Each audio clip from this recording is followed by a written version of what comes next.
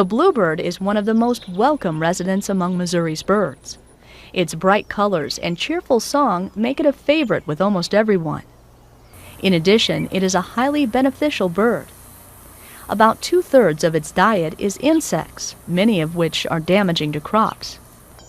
Bluebirds are a rural bird, seen in open grasslands with scattered trees or fences.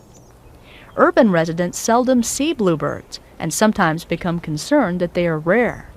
Actually, bluebird numbers are on the rise.